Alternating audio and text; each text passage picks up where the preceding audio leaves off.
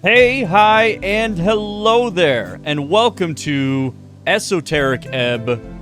Now, this is a Disco Elysium-esque game, but from the previews that I saw, it seemed like it was kind of comedic, kind of like fantasy, kind of... I don't fully know what to expect, but I know that I'm looking forward to it. I know that I've had this demo sitting in the roster for like a little bit now.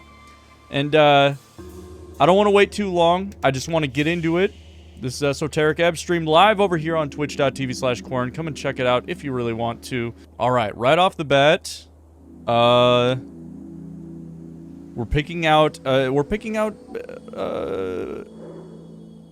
points. Picking out points. Status points. We have strength. Read into it a little bit. Every shepherd knows a song. It bellows up the river, earth the land. Strength measures your natural bodily prowess alongside a testosterone-fueled mindset. As a man, it is only proper for you to hone your figure and its capabilities. Well, you know I gotta put a point in there. Become a zealot, regain your honor, set out on your divine mission. The cleric's unique take on strength. Dexterity. What do you got for me? Dexterity measures natural reactivity, balance, and poise. The haste with which you express a witty remark or notice a nervous glance, and of course your ability to gracefully avoid the consequences of your actions. It's all about risk versus reward. Well, I'm kind of a risk-taking kind of guy. Yeah, so pump that up. Ooh, and you can select a proficiency. Interesting. Okay. Constitution measures your natural stamina, both mental and physical. It's how much you take before going down. The world is harsh and unforgiving, and it will beat you to a pulp with words and sticks. Follow it. Regain the mortality of fleshy logic, simple, easy, and truthful. Constitution, I think, I can't lose a point on. 8's fine for Constitution, I think. Intelligence measures your ability to recall, store, and process information. It is your logical receptacle and calculator. It is only proper for you to hone this pulsating mass within your skull, but why? I ain't about all that. Wisdom, what's that about? Measures your awareness, intuition, and ability to understand the world around you, to feel it. You may not know why. Oh, and I'm reading ahead here without reading it out loud. You may not know why, but meeting the gaze of another grants you an empathetic bond with her. Her wants and fears, her dreams and hopes. You can read people for good or bad and pick up on details others would pass by. Hold on, it's a little loud. We gotta... I should have done this first. It's an excellent soundtrack, but we're gonna put the volume at like maybe a little over 50%. All right, back to the points. 1 in strength, 1 in dexterity. Yes, sir, that's what I'm all about. Intelligence. Nah, who cares, man? Wisdom. Nah, that ain't me. Well, maybe we'll put a point in intelligence. How many points do I have? Oh, I have a lot. All right, so boom, boom. Boom, boom. What is charisma? We know what charisma is. Measures your eloquence, confidence, and ability to navigate social situations of any kind. In short, it is the force of your unkempt personality. But they don't need to know that. Yeah, I put like a few points in that. Get that to like 12. I like 12. 12. 12. 9. I feel like I don't really have a focus here. I don't really have... I'm really spread myself thin. But that's okay. We don't need to be the strongest. Dexterity. We don't need to be super dexterous. Constitution. Nah. No, we don't need to be that forgiving. We have 1 more point. Yeah, we kind of just... This is kind of like a horrible spread. It's kind of really basic. But I'm kind of a jack-of-all-trades kind of guy. You know what? If we're going full jack-of-all-trades, we're going full jack-of-all-trades. Background focus. Punching bag. I don't like that. Hold on, we got to pick our proficiencies. What are proficiencies? I don't know what they are. It doesn't tell me. All right. Our proficiencies are dexterity and charisma. And background focus, we are not a punching bag. We are not a farmer's son who grew up in the city. Of course, you'd be an outcast. Took time, but eventually you figured out how to cope with it. That ain't me. Troll killer. I don't know about that one. Kiosk kid. Your mom wasn't around a lot, so to keep out of trouble, she forced you to get a post-school job. Well, now I kind of like Kiosk Kid. What are the other ones? Lore Enthusiast. Smart guy. Crowd pleaser. Charismatic guy. Little weirdo. You were like a novelty to them. The boy who would do or say anything for their attention, for their approval. After 2 or so years, you got quite good at it. Asgalist activist. Your friend soon introduced you to the rebellious belly of Norvik. As a teenager, you spent years spreading chaos and worse, dwarf propaganda. I would never.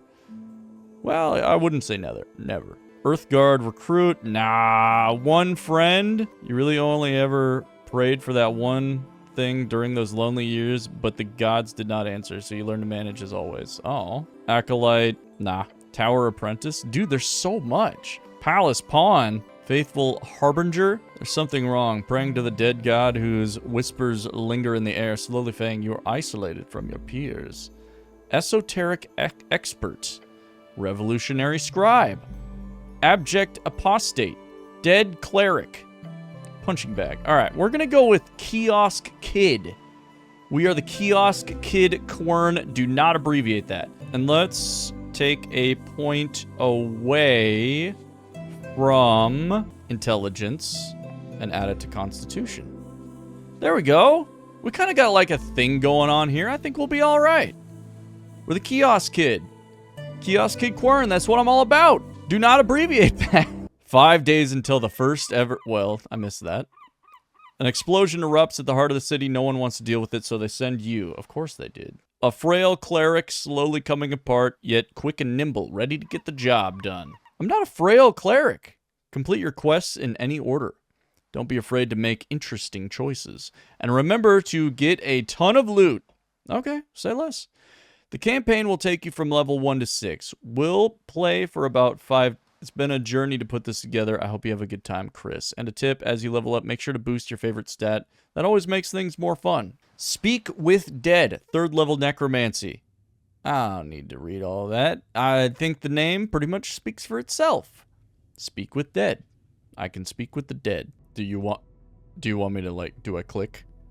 Okay, I'll click. Truth and nothing else, a voice declares. What is your name? Success. Ron. Your name is Ron. Ron. Is that it? Don't think you're called that very often. No, you are not. Which is quite embarrassing when you think about it. Ron? Doesn't sound quite right.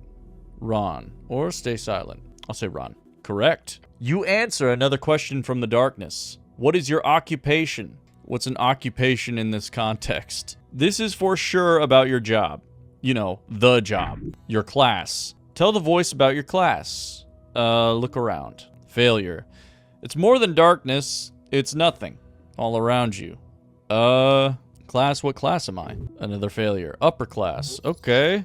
Not sure any answer is good here. Just go with whatever works in the moment.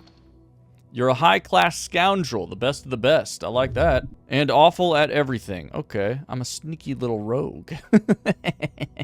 A dashing one at that. Yes, sir. It takes a while before the next question is posed. What is your current goal? Goal? Would be nice to get out of this dark pit, for one. We need to find out who blew up the tea shop. The Goblin Chieftain. She needs you. A tea shop exploded? Unfortunately, yes. That's not good. I like tea shops. They are lovely, yes. You may ruminate further on tea shops at a later date. There's a question to be answered. Your goal is... why all these questions? No clue, but you should keep them talking. It's been silent in here. It's been silent here for far too long. My goal. To find the Goblin Chieftain, is that right? You know it to be true. No reply. No feedback. Then the voice asks, what is your political affiliation? The question strikes your entire conscience, sending it spinning. The National Party of Norvik, of course. It is the Asgalists. Yes, they are decent, possibly. We've moved beyond the bounds of dictators. We are free to make our own choices. Thanks to the revolutionary freestriders. Yes, sir. Elections are exhausting. We're free to make our own choices thanks to the freestriders. Peace, prosperity, and fraternity. We're going to be rich. The voice is fading. This is the end. The final question. How did you die? Following your convictions? Now is your chance. Break free. I am Not dead. You're darn right. Now give me the cutscene. A game by Christopher Beauregard. Oh, that's me. And yeah, there's no way that I'm dead. I mean, look at me. Pre-game credits. I like that. I was gonna click on it. I was thinking, what if I get it? What if I get it? Wake me up. Wake me up now. Oh, maybe I'll adjust the volume a little bit. There we go. All right. We're good. That's me, not dead. Unless this is a burial chamber, in which case, I told the darkness that I wasn't dead. And I kind of meant it. Yep, there it is. Day 1. A fresh start. Get up. Your body aches. It's stiff. As if you've slept for days. I wish. Don't sleep in the armor, dumbass. A true man always does. Ready for your glorious quest to continue. Look around you. A circular stone chamber storage for apples and corpses. Those piles of apples. Is this Tolstad? Oh, I can click on the things to learn more things. Tolstad, a spiraling island fortress and one of 5 districts in the city. It sits in the middle of River Torna, home of Jor's Pillar, a sprawling tunnel network, and Waterlane, the greatest trade hub of Ascani. You are on Tolstad right now. River Torna. River Torna, the second longest documented river along the coast, splitting the band of Ascani in half. The band. Okay. I could do this all day. Band, an esoteric divide between splits the circular coast of Jor into 8 geographic areas, commonly known as bands. Each band has a unique esoteric and natural traits, and stretches from the coast to the infinite wastes. Esoteric. Esoteric, the magic of Jor and his strings. The coast is infused with it. Who Jor? Jor, the name of our realm. Also the name of the legendary wizard who created it. He died during the closing at the end of the Gate era. Wizard, a book-learned arcane spellcaster. Typically plays Jor's strings by memorizing and executing esoteric rituals and chants. Yeah, Jor's strings. Give me some intel on that. Jor's strings, the ley lines of esoteric power that holds the realm together. We're learning so much, and we just got here. I see apples and corpses. Get the fuck out of here now. Let's check my stuff. What stuff? Your hands dart around your pouch and uniform. Panic, sweat. No spellbook, no mace. Face it, you've been robbed. Your legs shake, tears begin to form. Deep breaths, your belongings are surely here somewhere. Wait, what about this quest? Oh yes, a quest! Go ahead and give me the intel on what a quest is. Task performed by... yeah, I know what a quest is. You're on a quest to save the city. Ooh, yes I am. Save the city? Earth be blessed. Let's click on Earth. Earth, your god. Okay, Earth is my god. Understood. Yes, save it from the jaws of democracy. I gotta save the city from democracy.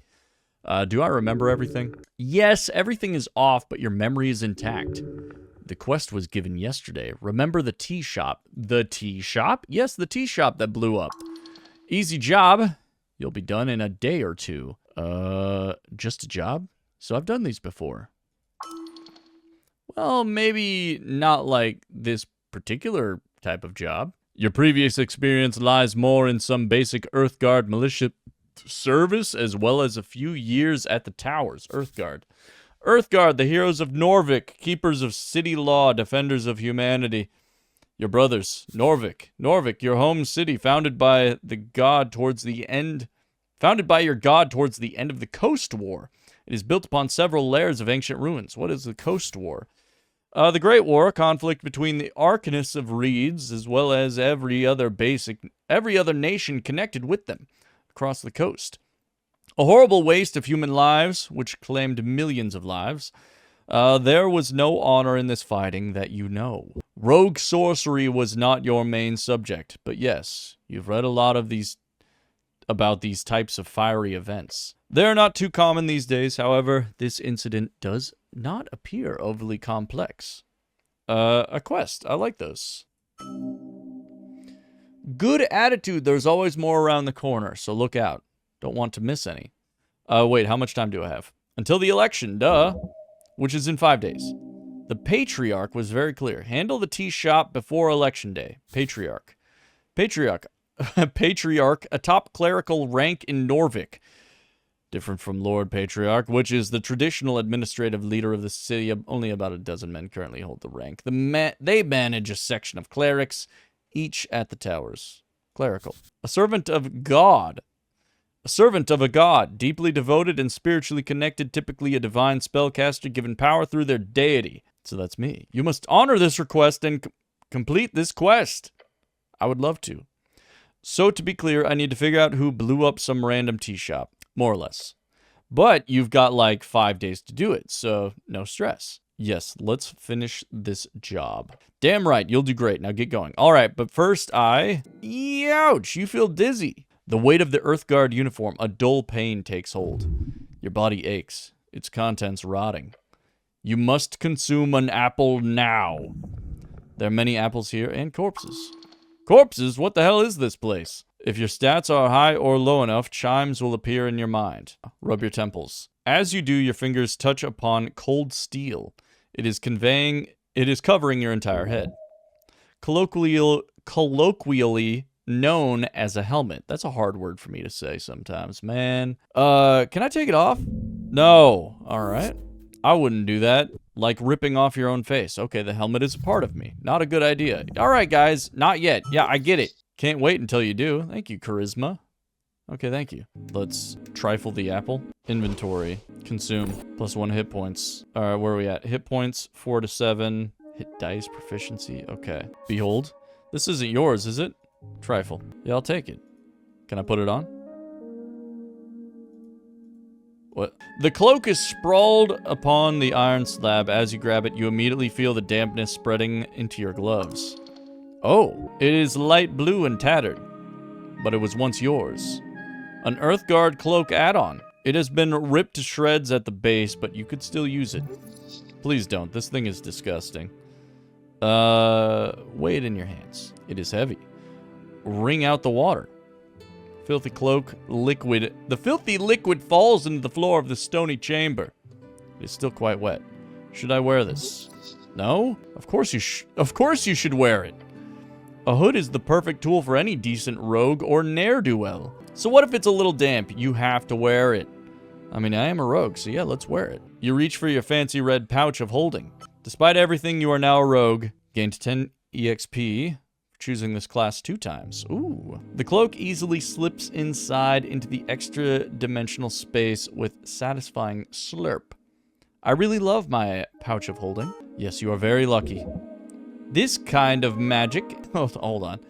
This kind of magic item can go upwards of 10,000 crowns. I assume that's money. The Norvikian crown. The main coinage of Norvik. Of course, you don't truly own this pouch of holding. It is the property of the state, treated as such. Shut up, it's yours. You can do whatever you want with it. Now go put on your cloak and reallocate some resources. Equipping items temporarily alters your scores. Right, inventory. There we go. Did it lower my charisma? It did. Interesting. All right, behold.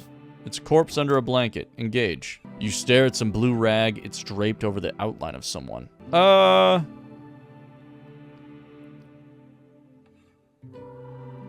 Check under the rag. Underneath, you find the cold corpse of a human. What is a human? A human, tall and beautiful like yourself, known as the pest of the coast by those who are less inclined to reproduce like rabbits. Thinning blonde hair, unkempt facial hair. Wow, that's so me. Yeah, this guy looks fresh. Oh man. This guy looks fresh, like he could just sit up and talk to you. Thinning blonde hair, unkempt facial hair. I should screenshot that. DC difficulty. Okay. Dice choice is determined by how challenging that role will be for you. Examine him closer. A 1. A nat 1? There's something strange here. We must look closer. Lean in and look closer. Harsh scars cover the skin. Signs of being either a hard worker or a careless worker litter his skin. Try to move the corpse. Make sure to check his back as well. Yeah. Black veins appear all over the skin. A feeling of impending doom comes over you. Your stomach drops. Doom? Doom, the lair of a lich. Yes. Followed by a wave of pain? Did I just die? Oh my god. I almost just died. Necrotic energies, let go of the damn corpse. Drop it. The moment you let go, the pain subsides. The dark marks on its skin disappear as quickly as they showed up. What a horrific spell. This corpse is cursed by something wicked beyond your powers. They should at least have a sign up. Like, don't touch the dead, they're full of black magic. You slowly cover up the corpse once more. Let's not speak of this. This thing almost killed me by touching it? What the hell kind of magic is cast on this thing? Whatever it is, do not touch it again. Is it okay? It's okay to loot him, right? Yeah, why not? In fact, loot everything. Not like the guy will complain, but don't go around talking about it too loud, okay? It would be dishonorable. Only take that which you need for the quest. Who was this guy? Just a man, a dead man, an honorable dead man. Why is he here? This is a morgue, a lich house, clearly. The apples make it hard to believe, but yeah. Must have been one hell of a deal to put these two together. I should stop bothering the corpses now. Let's trifle. He is not going to need that money, and I need it for my quest. Behold. Trifle. Incense. Yes, absolutely. Oh, it's like a click to move kind of thing. Okay. Engage. The runes fill your senses as you approach. The color is faded. The monument of hollow, void of all... This monument is hollow, void of all life and divinity. Continue. And where it's covered in rotten apples. A sacred shrine left in this state. It's an insult to Earth and all of his people. Indeed. Yet you are very much aware that this is not the worst you will see. You'll have to fight hard to keep Earth's dream afloat. The city is lost, but it is not lost. But it is not yet lost. How poetic.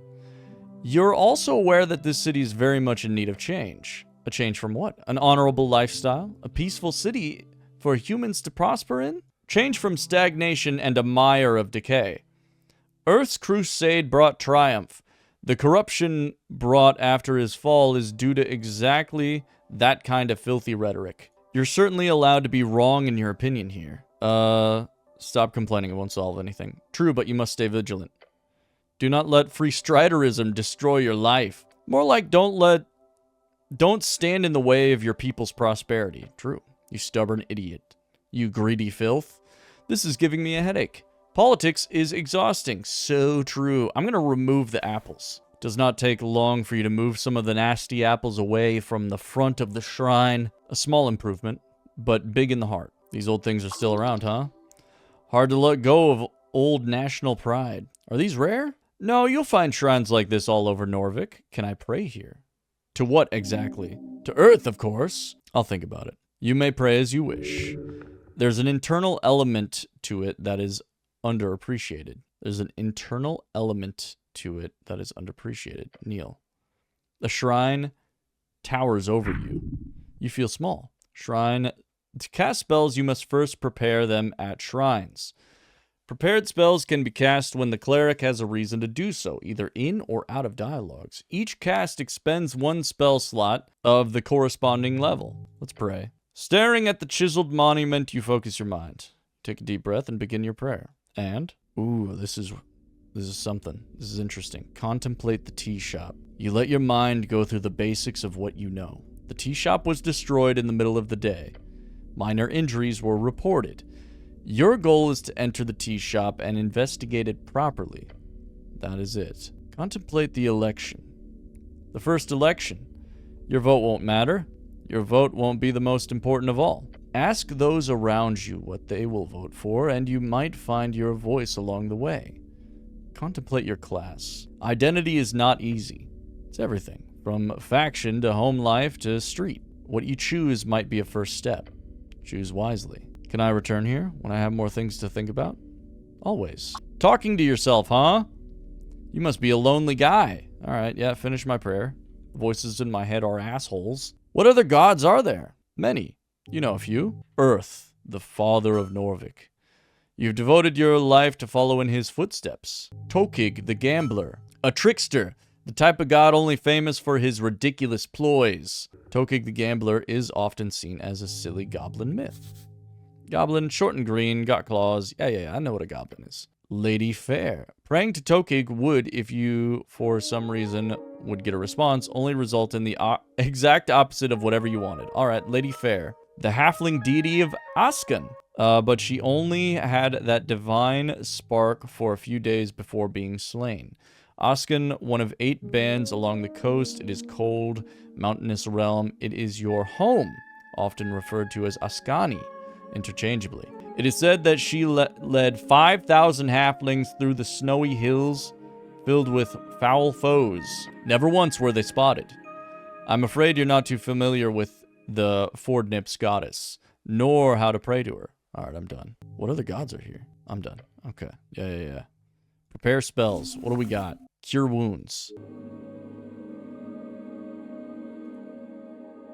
I guess cure wounds is all I have. Preparing spells to the right. You may find a list of your available spells. In order to cast them, you need to first prepare them by approaching shrines. Spell slots in the bottom left. Review your current spell slots. Okay. Well, seems like cure wounds is all I got. I should eat another apple. What can I do with you? Can be used to recover first level spell slots. Consume an apple. Behold, pile of apples. Engage. Give me the pile. Give me the apples. Oh God. Whose apples are these? Not yours. Maybe they're grown somewhere around here or below, from the ground or from trees. Yeah, I know what an apple is. Should these be stored alongside corpses? No, it's a health hazard. Of course not. It's nasty. Could I eat my way through this pile of apples? You are not capable of carrying such a tremendous burden. It would lead to death. Don't waste your time here. At the very least, don't eat the less fresh ones. Ability checks, roll a d20 with your modifiers to get a unique outcome.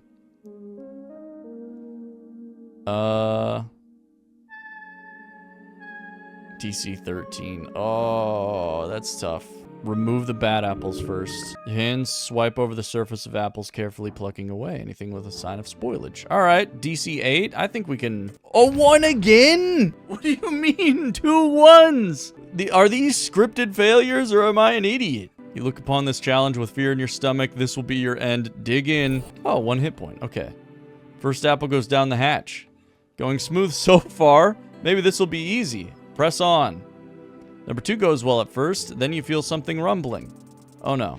Well, I got 2 HP. So might as well gamble with that central apple pile, a rotten core, and something hard. Yeah, that was a mistake. There could be something good in the pile. Keep it up. Your challenge of the pile will surely be rewarded. Keep going. Well, what's the worst that could happen if I die? I can't. A weak choice, but understandable. You want more apples. But maybe not the spoiled ones. Even the apple boy couldn't handle all that oozing stuff, eh? For the love of, please stop saying that name. Your thoughts are interrupted by the sound of something light and hard hitting the ground. A small sharp rock. A shiny stone. That's decent loot. Take it. This must have fallen off the pile of apples at some point. Pick up the strange rock. Shard of Jor. As you weigh it in your hand, a tingle shoots up your arm. Esoteric. Ooh, a shard! It is connected with a string. These rare shards of Jor can be consumed to unlock failed ability checks. Normally, checks are only unlocked upon the completion of a short or long rest. Okay, cool. I'm gonna not eat more apples. Didn't I already say that's a lot of apple? Yes. All right, well, got my answer. Oh, ignore the thought. You do so. Nod at the pile and leave. Divine scripture where it does not belong. Trifle. Shield of Faith. Memorized Shield of Faith. Okay. Now we can add Shield of Faith to our prepared spells. Nice. Okay, that's cool. Great mountain of apples. Yes, indeed. A note, very important piece of paper. Voting card. -1 intelligence. Yeah, voting will do that to you. This one looks good. Yeah, I'll take it. Behold, a guy, he looks indecisive. Engage. You approach a shambling man by the apple pile. He does not acknowledge your presence. Greetings, citizen. Glancing under his hood, you catch a blank expression spread upon a dried face. This is a dead guy? Damn. Try to not get bit. What is your name, sir? He does not even look at you. Identify yourself, citizen. What is this? Wait, is this a zombie? I mean, his name is Zombie. Sir, are you a member of the undead? He does not respond. Not even a groan? How disappointing. He won't answer. What's he doing? The zombie is attempting to clear a path through the apple pile. He's probably been at it for a good long time. Hard worker, respect. That's what I was gonna say. I found this voting card over there. Is it yours? The zombie does not even grunt in your direction. Again, keeps working. Slowly. You grip the voting card firmly in your gloved hand. It is indeed yours. Keep it safe. This is tough. I have to argue with my strength. We need to establish an Asgalist government. It's the only way for us average peasants to not fall back into the oppression of feudalism, or worse, magocracy. I kind of like that. I also like the Free Strider Revolution, but I don't exactly know what either of them truly believe in. But I've been saying Free Strider. Let's see what he says. Oh yes, they'll bring the fortune of reeds to every corner of the coast. Reeds? You've become a Free Strider. Gain 10 XP for choosing this political stance 2 times. Reeds, the leftovers. The center of the coast war which ripped the entire band apart. Today, it's a shining beacon of everything modern and pretty and new and so on. What is Free Strider? The new way. People in the East have overthrown the old wizards and gods. For years, the revolution has slowly creeped into the city. Now it's time to finally join the free cities and get rich. Okay, sure. Let's give our sales pitch to the zombie. With permanent suffrage, the people will be able to steer us in a fortunate direction. Open trade with the free cities of reeds will make us all rich. We don't have to hope the guilds don't... We just have to hope the guilds don't rebel when Earth's labor protection laws get thrown out. Wait a minute. I'm not sure how I feel about the Free Striders anymore. I'm starting to get a little sussed out here. Yeah, sure. Let's tell them with permanent suffrage, the people will be able to steer us in a fortunate direction. Fleshy ball plank does not reply or counter your words. Am I boring you? Zombie carefully places another apple on top of the pile. He does not have an opinion of any kind. Should I defeat this zombie? Yes, it is only just. Undead are not allowed in Norvik. Plus, I see a treasure chest back there. And that's appealing to my capitalist tendencies. Yes, deal with this foul creature. Encounters are turn-based conflicts where each participant takes turn rolling dice and taking actions.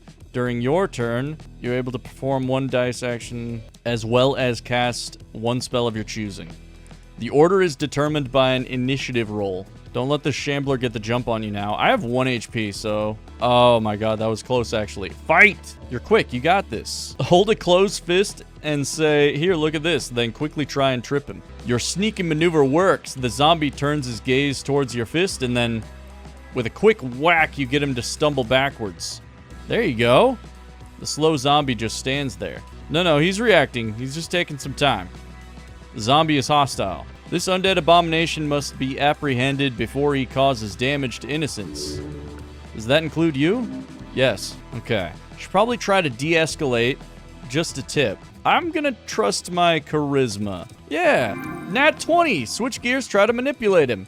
This is a hollow animated corpse. He's magically bound to listen to orders, so, I'll try giving him orders. Anything, just try it. Listen to me. I am your master. Serve me. The zombie does not seem to respond. Maybe it's just delayed. Don't give up. His neck snaps around, the withered face now facing yours. Yeah, you've really pissed him off. You can tell since you're such a people's person. I'm gonna die. DC 20. Okay, we're back. Bites down on you hard. It hurts even through the armor. This ends now. You can still take control. Pretend you're his master. Yeah, what if we did it again? 17. Come on. Serve me, abomination. It stares at you. The erratic movements replaced with an ominous stillness. You've got its attention. Now head it again with an order. I order you to, leave this place. Fly. Keep working. You're doing good. Knock yourself out. I order you to knock yourself out. Stares at you in silence for a few seconds. Then it punches itself in the face. Okay. You stare at the now unmoving creature. 15 EXP gained? A craven's way, but efficient. Now go loot him. Loot, baby! Let's trifle. Wisdom tooth. Wow, how about that? Done. Let's consume this apple. Examine this voting card. It'll hurt my intelligence, I think. Pick up the surprisingly thick piece of paper with a shaking hand. Gained experience. The card is slightly torn and clearly has been drenched at some point. At the top, it says Rost Court in big, bold lettering. What is Rost Court? It means voting card in a very fancy Ascani Dwarven. 5 days remaining. Oh, right, there's an election. Oh! It was nice to not think about it for once. You've changed. You've prepared all your life for this. It's time for change, baby. We've never had one of those before. Neat. Yes. Very neat. Finally, your voice will be heard. How does this thing work? After you pick it up at a district office, you need to check out the box from one of 5 parties. Whoa, I'm scrolling. Then deliver it on election day to your voting place. Although in your case, you need to write the name of the party you want in the corner along with the signature, since you filled out every box like an idiot. If you really do believe in democracy, you should make sure not to lose it. Look at the list of parties. Nationalist Party of Norvik. The Inheritors of Earth, a theocratic organization founded to uphold the old ways, headed by magistrates and 20-something noble families. Magistrate, the high government position beyond the Lord Patriarch, chosen to rule a district in Norvik for 10 to 12 years, depending on their bloodline. Lord Patriarch, the commander of the city, forces the top cleric beneath Earth. The title is appointed by Earth. Currently, Lord Akasem holds the title, having led the city for the past 30 years. He is a withdrawn leader, over 80 years of age, and has put most power in the hands of the magistrates. Akasem, the Lord Patriarch of Norvik, the supposed face of the Nationalist Party, but due to his withdrawn behavior, most campaigning is done by the magistrates. Free Strider, Revolutionary Army, yes sir! Asgalist, Workers' Party. Asgalist, the workers who built this city, want to rule it. Seem only just, their vision is a fair and even society where those who live underneath rise up and show their worth. After all, why can't we share? You know what, maybe I'm an Asgalist. Agrarian, Rural Party. Well, that's not half bad. Those who live off the earth, simple farmers, people of the land, the common clay of the Ascani fields, their political movement has mostly been swallowed by the Asgalists. That makes sense. Arcanist, Party of Magic. Okay, don't like these guys already. The Magocrats, who ruled pre-Coast War human civilizations in Old Dimenor, also a very minor political party in Norvik. Old Dimenor, a term for Dimenor, often used and referred to the band before it was renamed Reeds during the end of the Coast War. Capitulation agreements, some say it with sarcasm, some say it with pride, some say it with fear. And finally, the last box doesn't say anything. This is where you can input whatever you want or just leave it empty for a null vote. The box next to each party is filled in with a smudged check mark, including the last empty one. Smart move.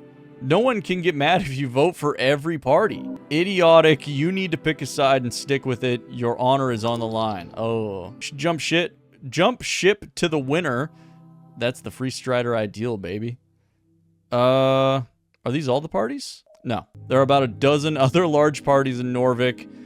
Most have been subsumed over the last years, such as the Civic League of Progressives, the Torch Union, Order of the Scales, Hedonist Party, and the various guild parties.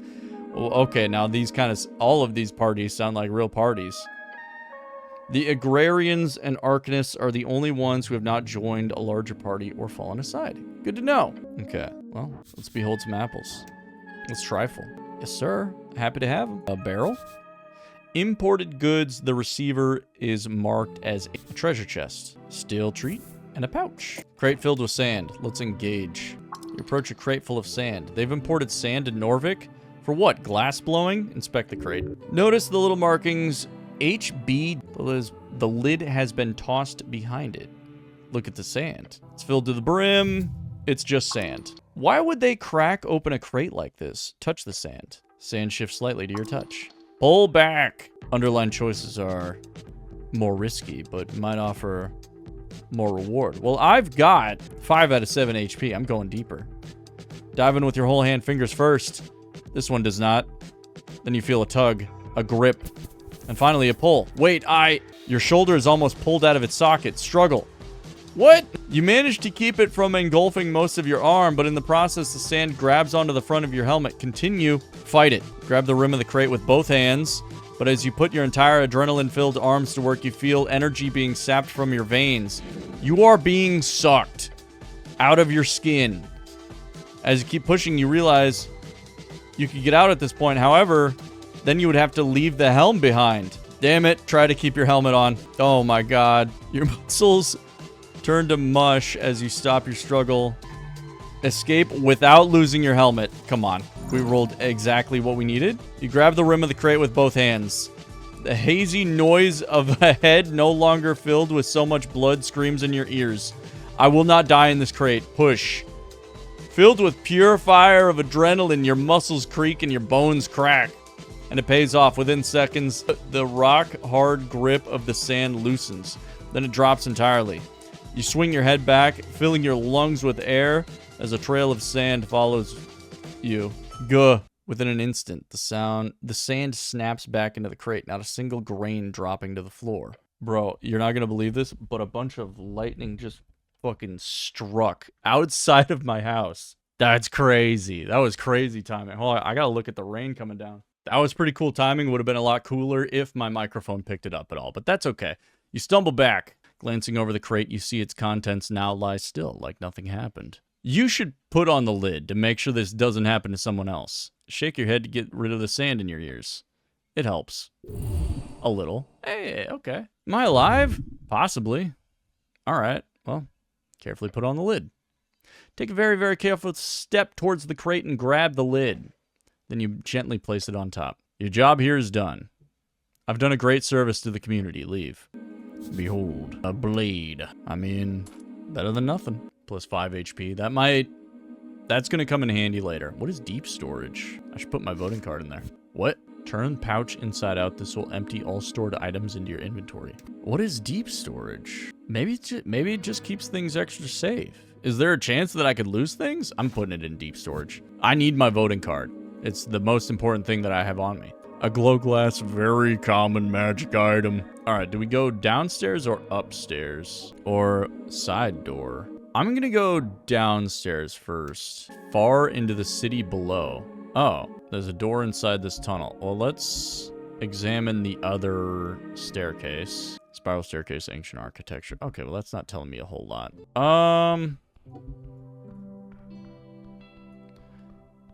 I'm gonna check out this. Let's check out this door. Can't open it from this side, I'll have to go around. Alright, let's go upstairs then. Go up before go down. You can see previous dialogues in your journal. Viskin's lair? Okay, well let me... Good morning, cleric. Okay, well, have you heard me alive down there? I didn't kill your zombie, I just had it punch itself in the face. Viskin, local mortician. I cannot read your biography. Intelligence, behold. 6 is all we get. The pale man handles corpses in a basement. Typically a self-employed city contractor. Alright, well, let's talk to him. The pale man sits hunched over a stack of forms, busy at work, his pencil slowly filling out the line after line. On the top paper, you see an icon of a serpentine drake. That's simple. It's on a lot of official documents in the city.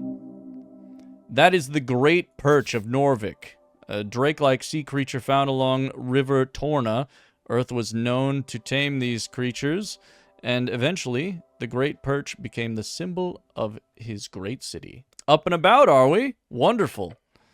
I am Viskin, local entrepreneur and proprietor of this lich house. It appears that you don't really belong here, but if there's anything I can do, cleric, just let me know.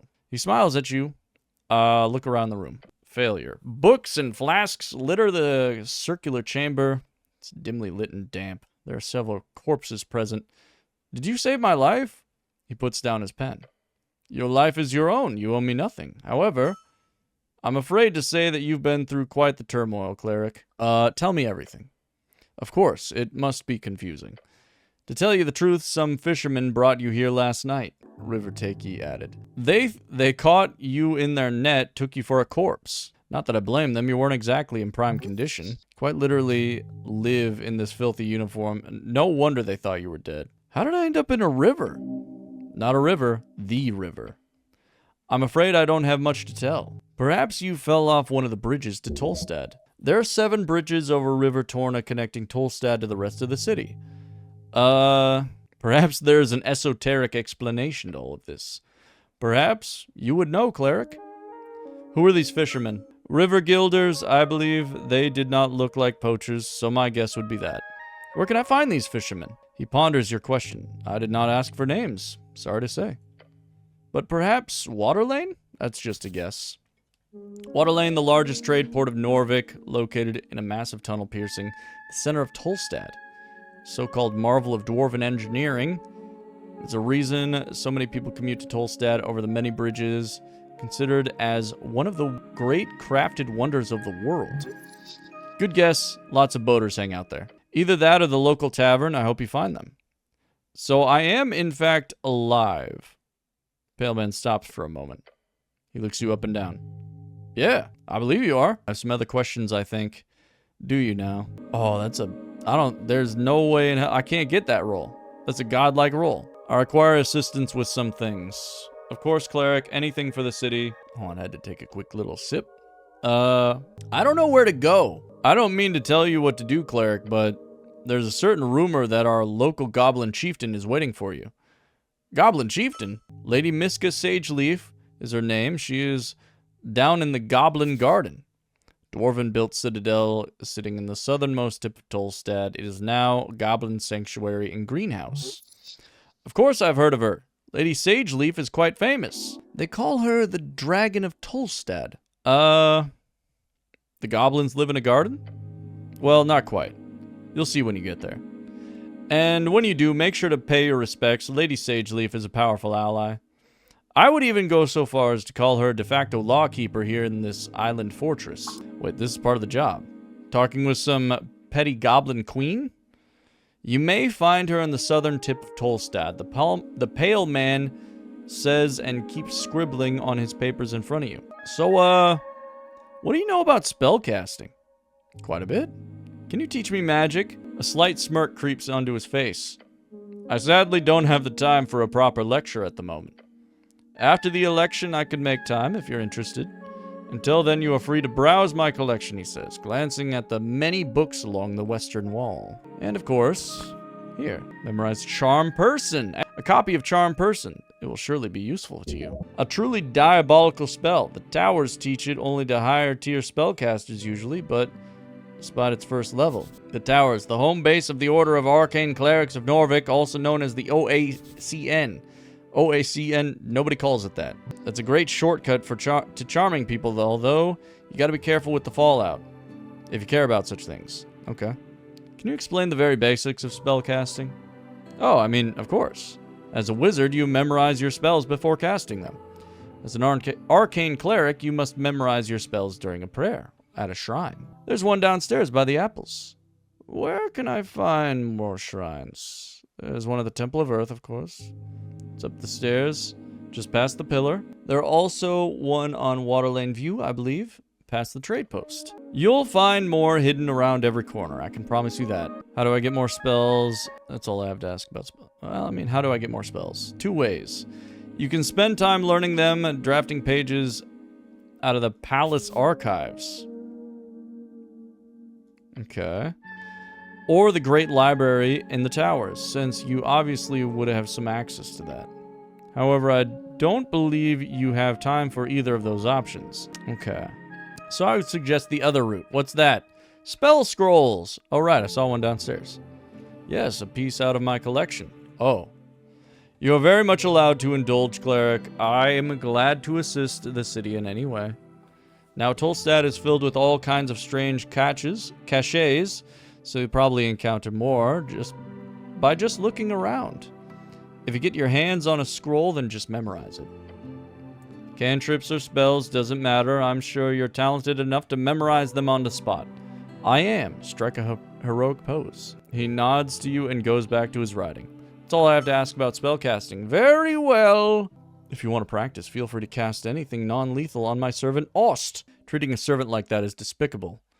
Can I try casting on you instead?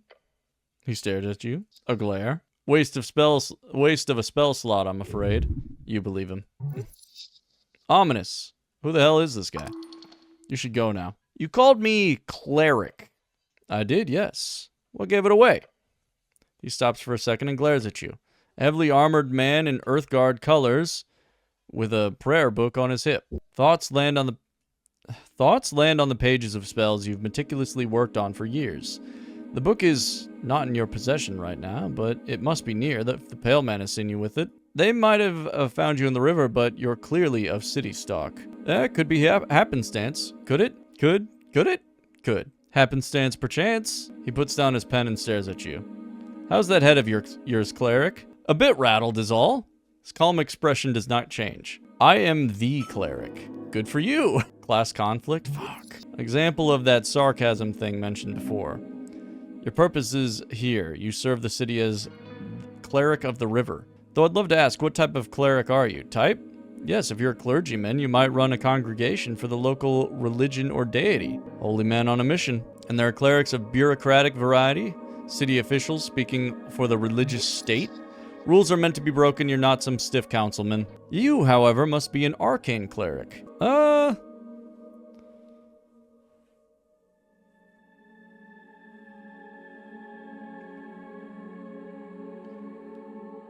No, I'm a basic clergyman, I think. No, I'm the chosen one. Pale man stops and ponders your response.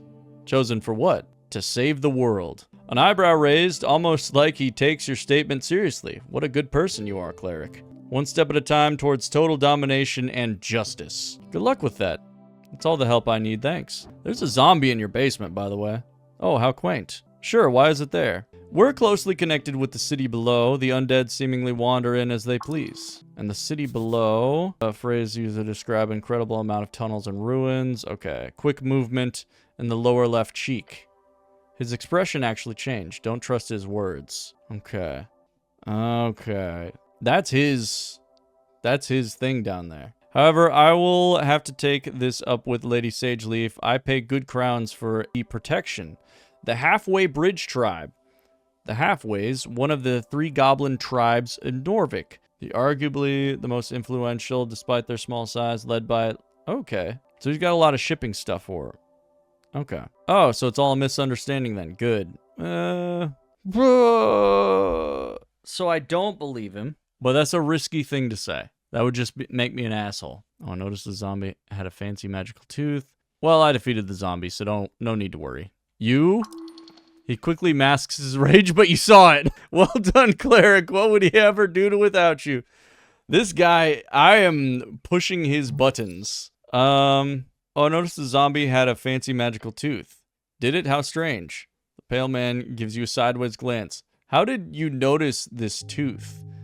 Guess I have an aptitude for esotericals. Of course. Yeah, it was easy to pluck out once the beast had been slain. Of course. Well, I hope you make good use of it. Magical items, even minor ones, can be quite handy. You think I should put it in my mouth? Show him the tooth. It has these strange esoteric marks on it. Do you know what they mean? He glances at the yellow trinket in your hand. These are glyphs of Nimmenberg. Necromancy. Although, in your hands, it's no more than a common esoteric trinket, I assure you. Do zombies often have magical teeth?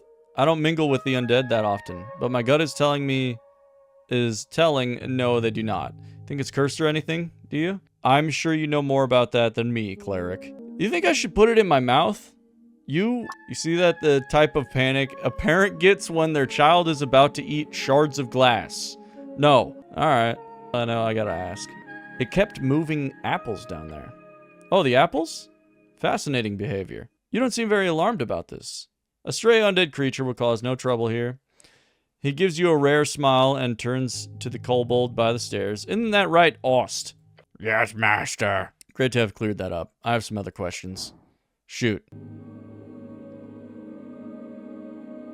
Well, there's no way for me to figure out what's weird about this guy, so I'm going to go now. Before you do, make sure to collect all your belongings. Gives you a quick inspection with his dead eyes.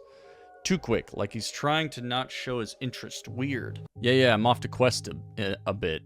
The pale man turns his face towards you and smiles. If only every government employee were as devoted as you, cleric. He gives you a stern expression. Good luck on your quest. Leave, now. When exploring the city, you may move faster by running. To do so, either double-click or hold Shift the left trigger. Time to go. Leave.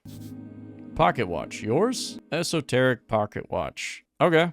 Add it to the things. I do remember that being in a cutscene. Unlock chest full of strange rocks. Human no cause trouble? No, of course not. Let's do a dexterity behold of Ost, Chief of Security. Level 9 rogue. This one is quite hostile. Stay on your feet. His expressionless eyes seem to keep watch at all times. He obviously determining where to strike and how to quickly kill you as quickly as possible. Let's talk to him. Wiggling his little clawed feet, the kobold follows your every move with cold, unflinching eyes. Even the small blade can fell a giant. Watch out for this one. Master say you behave. I have some questions for you. Short questions, go. Who are you? I'm Ost. I am security chief in Lich House. You wouldn't actually shoot me, would you? No promise. Do you have a license for that crossbow? My crossbow, not yours. It's not legal for you to steal a crossbow for some reason, I think. That crossbow is yours. I apologize. Better do. Mine. Where were you when the tea shop incident occurred? Incident? Tea shop blow up. Boom. Sure, now answer the question. The kobold makes a growling noise. When it happens, I was on water lane, on mission. A mission? Not mission. I meant to say errand. What were you doing in water lane? Milk. Doing milk. Deliver. You deliver milk? Yes, side hustle. Alright, kobold just keeps getting better and better. Kobolds don't even drink milk. I want to know more. I want to know a lot less. Ask questions about the milk. Kobold stares at you. Milk situation is intense. Do kobolds... Who buys the milk? Humans, Waterlane humans. They pay many for fresh milk before dawn. Oh, he's a milkman. Okay. I respect that. Side hustles are always smart. You should do a milk run later. It pays. Can I have some milk? No. Alright. Valiant effort. Do you like milk? No. You're missing out. I also don't like milk. I also don't like milk. You smirk, confident laugh escaping your lips, and then turn towards the ceiling smiling. I also don't like milk. Your comment has made a dent upon the world. What a stance. As a human, who could have ever thought such a thing about you? Win them over with lies and deceit. Control them through flattery and love. The kobold stares at you with awe in his yellow, expressionless eyes. Do kobolds produce milk? No. Where does the milk come from? Cows. And where do you get the cow milk? Market. Alright. I don't have anything else to ask about milk. I think I'm making friends with this guy. Gained experience. Thank you. Yes, thank you. This knowledge will be very useful. You should totally find out more about this. Could be a money maker. How'd you get this gig? Not gig. What is it then? I'm devoted servant for master. Okay, swag. Got it. Gives you an expression that could be described as a frown. That is, if it looked any way different from his regular expression. You are a kobold. Not question next. That's kind of what I was thinking. Fuck yeah, that's not a question. Quick, save it. Try to save the question. Yeah, we get those. Change course, quick. Are you a kobold? Who are you voting for in the upcoming election? Angry Human Party. The Party of Norvik, really?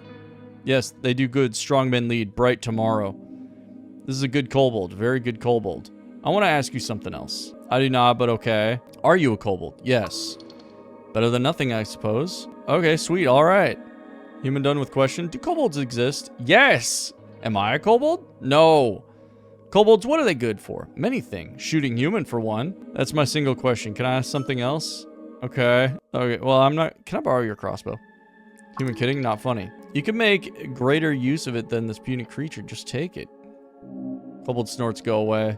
Just take the crossbow. Please? No. Alright. I'm gonna not take the crossbow. That's his freaking thing. Plus his boss is over there. I'm probably not too happy about me trying to take his weaponry. Mushrooms. Edible mushrooms, probably. Empty pot. This one doesn't contain anything. Remnants of dust at the bottom, not corpse dust. There is fear. You must grow sturdier. Leave the pot alone. Another one of these. Your fate one day. Let's trifle. The red eye of earth. Jor left his mark across the bands. Today it is a universal sign of magic. Stone slabs are designed to slide along the iron beams. Interesting. What is that? Trifle. Ruined prayer book. Oh, the book is ruined. Most of the pages, while dry now, have been completely drenched. Only a few pages of the soggy bracken-ish papyrus pages are readable. They appear to contain some type of undecipherable symbols. Ascani writing. One of the most basic kind... Wait, oh no. Someone has attempted to dry this to the best of their ability. No, by earth. This is your prayer book. So many hours wasted. You would have to rebind the whole thing. It's ruined. That'd be expensive. Let's get our hands on a new one instead. A chant book is able to sustain humidity, not underwater excursions. Should have protected Earth's chants more carefully. What a disgrace. Take the ruined prayer book. Oh, whatever, man. Who cares? What are you? Open manual for esoteric geometry. You know this already.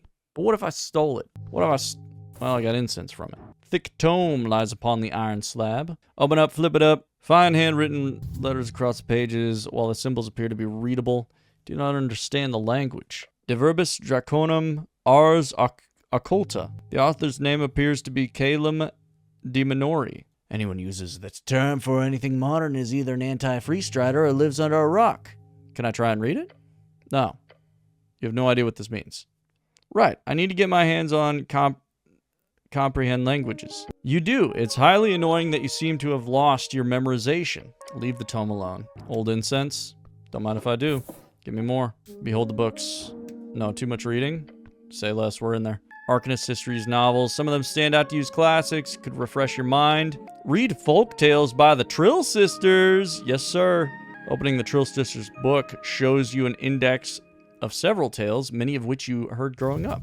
Stories for children are useless. Do not waste time here. Out of the tales, you see one that you remember the most, the one about a gnome and a titan. The story always spoke to you, mostly because of the unlikely friendship between the two. I'm going to read A Little and the Large. In the old days when dragons ruled the skies and titans wandered the earth, there lived a gnome named Abacus, known far and wide as a half-wit.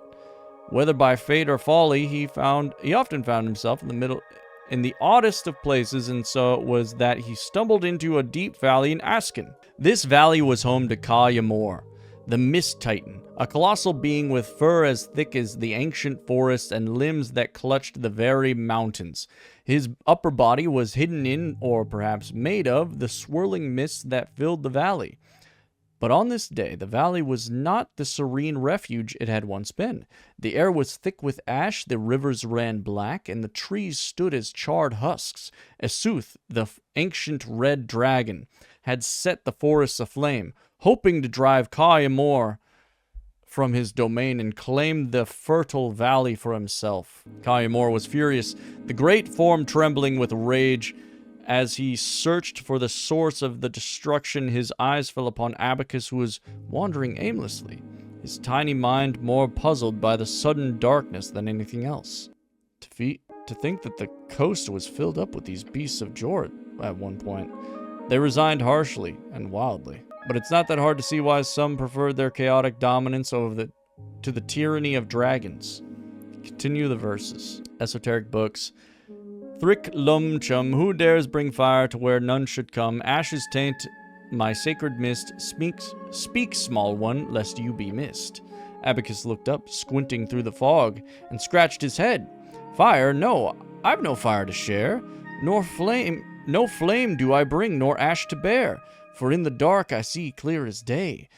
'Tis those who can't that need the flame, they say. Glum chum, what nonsense from your tongue does come? Who is it that needs this blaze, that blackens my mist and dims my days? Well, question thee who needs a flame, to light their path and stoke their claim. Perhaps it is Esuth the king, whose fires to your valley bring. Thrick lum chum, the dragon's days are surely done. Guide me, gnome, to where he lies. Together we shall dim his skies. The story goes on to wax about the friendship sparked between this eldritch titan and the silly little gnome as they sought out Esuth on his throne. The ancient red dragon then falls to the titan's might after Abacus accidentally guides him to the correct location. One of those classic stories every child in Asken is told growing up. Close it. You shut it, looking upon the title once more. Folk tales. Bro, there's so much to read, man. Hold on, I gotta take a drink real quick. My poor vocal cords. Working overtime right now. Read Autobiography Prax by Lord Phileas Prax. A classic. Kept this book by your bedside table for years during your scribing years. Take a look at the first page.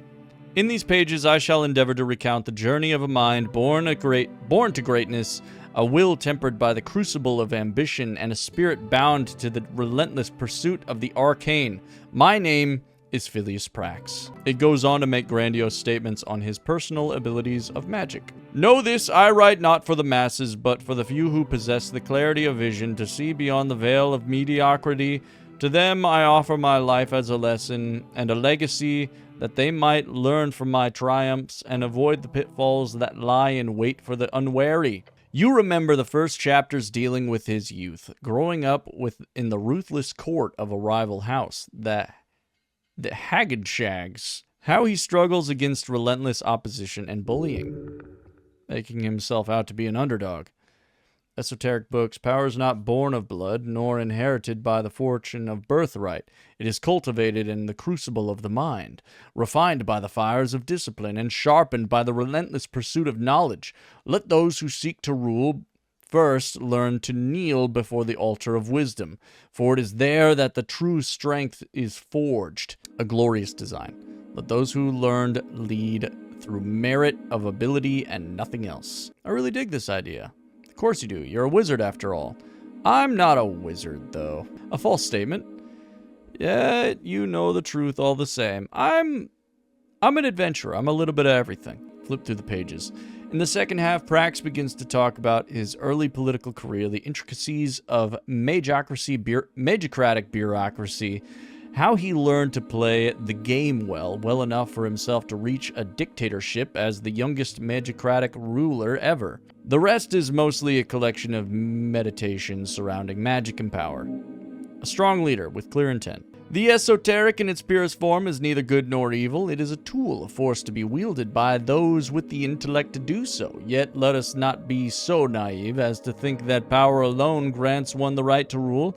The arcanist must also be a statesman, for the whims of unchecked magic can lead even the wisest astray. Govern with an iron hand, but let the hand be guided by the principles of reason and justice. Thus shall the state prosper, and thus shall the legacy of the magocracy endure. Ironic. I see not irony here, only truth. In the halls of power, the arcane shall be our shield and our sword. Yet, remember this, the arcanist's duty is not only to himself, but to the state and its people. For in the endless pursuit of knowledge, one must not forget the price of ignorance. A vigilant mind is the guardian of civilization, and a vigilant state the forest of progress. Let no shadow fall upon our vigilance, for in the light of our knowledge lies the path to true domination. Final parts of the biography focuses on an ever deeper and more rambling side of ruling. This is way too much reading. Why would you open the book then? Shut the book. You shut it, look upon the title once more. Autobiography Prax. Put it back. Alright, we got one more. We're farming experience. Read Collected Chants of Norvik. This is a printed edition of Pili's work, but still old, probably came from the earliest Norvikian printers. On the first page, a short message is hand-scribbled in the corner. My belief lay in the collected humanity of Norbit. May you remember that from this collection with honor and grace. Pili D. Is this a handwritten message from the second patriarch himself? Protect this book with your life. This is a sacred artifact. Fascinating to think the pale man held such a treasure on his shelf. Read the foreword. A dream of unity under earth. The book begins with a lengthy essay about the foundation of Norvikian cultural values. It's really like a guide, if anything, on what a Norvikian person is, how their values come from various tribes in the old country, and how together they have formed something greater than Earth. You've read this before, but you do not get a better sense of what this all means now. It is, in some sense, a plea, a stern suggestion for every human in Norvik to lose any sense of former tribal identity, to embrace a new one, a Norvikian spirit, to give away the old and embrace the new. It is not a completely bad move to unite a folk, is to build commonality, to lower inequality, although, of course, there were many direct ways the state at the time made sure that the old did not remain in the shadows. Violence and oppression at times. The text directly explains how a new Norvikian culture would help the city grow and fight against the inequity and injustice through a unity. Mainly by being generous and not hoarding wealth, among other things. A naive thought. Then finally, it does touch upon the connection with dwarves as well, and how the Norvikian spirit is not contained within humans only. It is not just blood, it is sweat and tears as well. These folk who unite with us will not be seen as an other. No, they too are Earth's folk. They too are Earth's guard. That's a long-ass forward. Yeah, it's like 5 pages. Old man likes to ramble. Read Torna's lament. I went with you to foreign shores, my lord, my guard. I pray you keep from harm the beasts, each shard a proof of your devotion. Thus I give myself to your folk. I give my life for a home at the river, at the sliver of land, to vanquish the beasts who roam, the evil who lair, the fires that burn, to build a life along the river.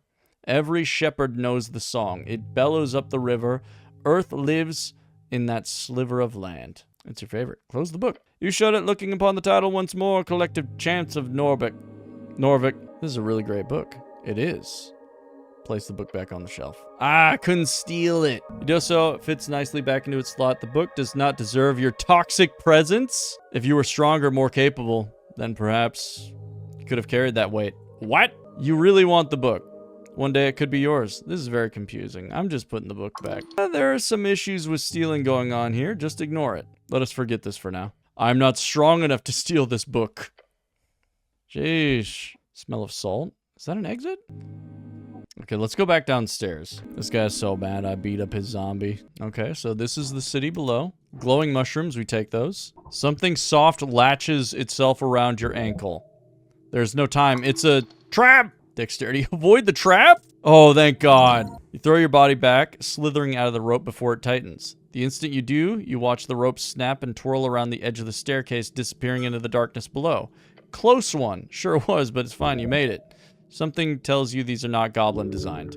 Keep an eye out for more of these. I'm afraid. I'm pretty scared to be here.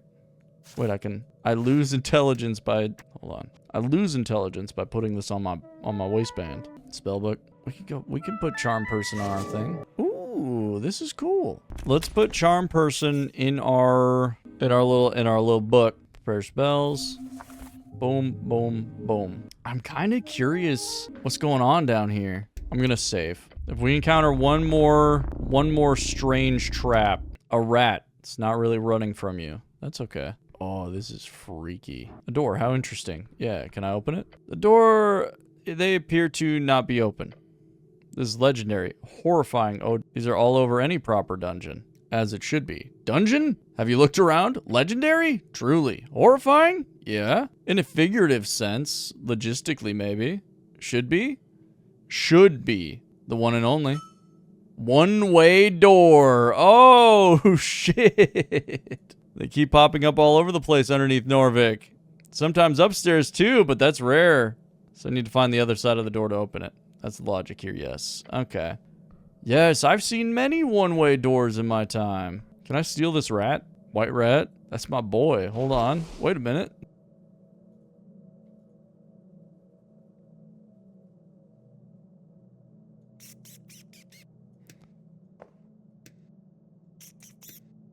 I can equip him? Do I put him on my belt? It doesn't put him on my belt.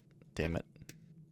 Alright, I'm keeping him in my bag. That's my boy. Probably wear this. Wait, can I put him on my shoulders? No, come on, man. Let me put the little rat on my shoulders. Whatever. White rat acts shyly, but approaches you nonetheless. It just accepts the situation that it's in. I think I'm almost full HP, so I don't really gotta worry about losing out. Yeah, we are deep in a dungeon. I'm getting progressively more uncomfortable with being here.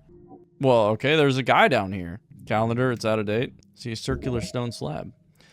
Whoever worked on the survey site has attempted to place it in its natural position. It reminds you of copper calendar, but far older. Various glyphs on the surface denote not a language, but rather sigils, it seems. Decipher the current day. No, that is of no use, it is broken. Oh. Yes, this is a useless piece of technology. If you feel it is worthy of such a term, leave the stone. Leave it alone, I guess. I guess I'll leave it alone. Could hop down here. I guess I'll go hop down here. Let's go make a friend. It's a descent of approximately 50 inches, 2 meters. Yeah, whatever that means. Point is, it's not super high. Kind of a man would not step down. Look over the survey site. You see a dwarf, hearing grunts as he swings a pickaxe. Ruins the corner. There's no point in having a conversation at this distance. Time to get closer. Won't be a problem, right? Yeah. I'm a dexterous guy. Okay. Taking a careful step on the stone, you begin your descent. Keeping your balance in check, you shift your way properly. Instead of brute force, your feet find purchase. Stable, controlled. You are at the bottom of the step. Let's go. Let's trifle through this pot. Here. One goofy-looking cat. It's kind of cool. As Madsen, let's behold using our dexterity. Got a 9? Alright, not great. This right here is the 4th pillar of the feudal system. A spelunking, delving, digging, roaming, true-blooded adventurer. He's an underdwarf. Beside the buried statue, you see someone up on a ledge. You hear the sound of working, grunting, clanging, and so on. A dwarf down here? Hello up there! Yeah. The dwarf's smoldering eyes widen as he sees you. Look, Romulus, we've got an official visiting. If that doesn't make us official, I don't know what will. Peeking out over the ledge, you spot an orange monster creeping about. A rust monster. The dwarf appears friendly with it. How strange. I don't know what a dwarf is. Short, stout, hairy folk love to dig. Good for them. Rust monsters are known to devour metal. Keep your distance. Is that a rust monster? Oh yes, very correct. But no worries. He's very kind. The dwarf then mumbles to himself when he's fed. Ominous. What are you doing here? Me? Oh, you know. He lets out a smoldering laugh. Dwarf's got to have a hobby. Mining in ancient ruins is not a hobby, it's a profession. He puts down his tools and strikes a pose. Let me introduce myself. I am Askel Madsen. A dark dwarf. Well, I don't know if they would prefer to be called that. Derogatory term for underdwarfs. Yeah, that's what I was gonna say. I kind of picked up. I don't know if I would... Let's just say I'm not gonna call him that. Whereas they prefer underdwarf. Yeah, he's an underdwarf. Pleasure to meet you. You're a Norvikian cleric, I presume.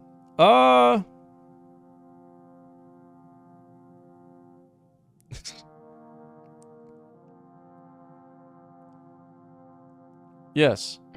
Don't be complicated. A wise choice. Simplicity is strength. He looks around. Are you here all alone?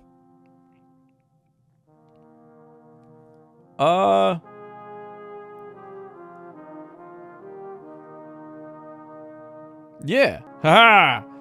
Good night. Ha! Good night. Then I very much suggest not going into the hallway back there. Listen to him. He knows the tunnels well. Why?